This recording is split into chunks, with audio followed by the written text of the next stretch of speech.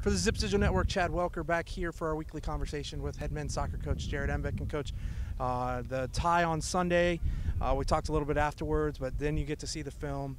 What were the things that you liked from your guys on Sunday? Yeah, I just think the resiliency. You know, we unfortunately lost Carlo the day before game, so he didn't get a chance to kind of practice the lineup. And for the guys to kind of, play through that, an early goal and going down a man down and still coming out with the result against Western, I think is a positive.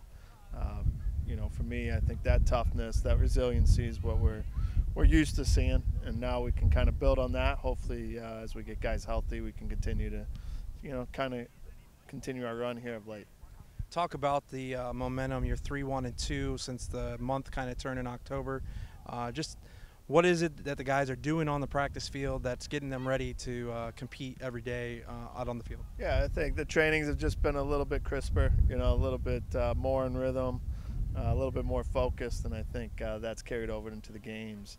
We're still trying to find our confidence a little bit, but I think that's slowly coming. And I told them most importantly is we continue the momentum to get into the conference tournament in a good spot psychologically, and then hopefully we can start to take off like we know we're capable of. Where is Sky Harder on that scale of getting back to real 90-minute fitness? Yeah, he's still working on it. I think he's back in training and playing games, but you could tell he's just not fully fit yet or fully in rhythm, but we're hoping we can continue to progress him game by game to where in November hopefully he's feeling at his best all year, and that'll be a nice added boost. Now we move into this weekend's contest against SIU Edwardsville. They pose some threats to the Akron soccer team. What do we know about the Cougars, and what should fans be on the lookout on Friday night? Yeah, they got a new coach, and I think right now their records, they've done pretty well with them, and they're an experienced team. They got a lot of seniors, and their two forwards up top are as good as anybody, and we're going to have to deal with them if we can contain their forwards and then we can hopefully dominate possession and create some chances against their back line and midfield. But we're going to have our best game. They're 2-0 in conference, and it's a game we're going to have to win.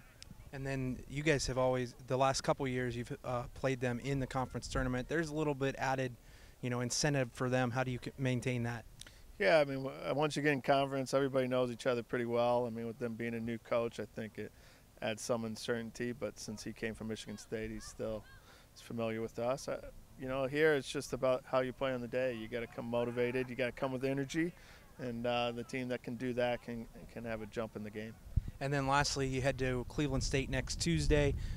Former Akron Zips and SIUE Preview's team. What do we know about the Vikings? Yeah, Sinise has done a good job in his first year, and I think it's anytime you play anybody within 30 miles, it's going to be competitive. Guys that want to play here, and everybody knows the local ties. So we're going to have to play with a lot of intensity and a lot of quality to win that game.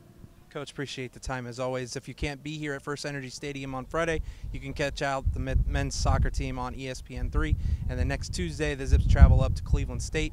That game's at 7. That game can also be seen on ESPN+. Have a great rest of your week, and as always, go Zips.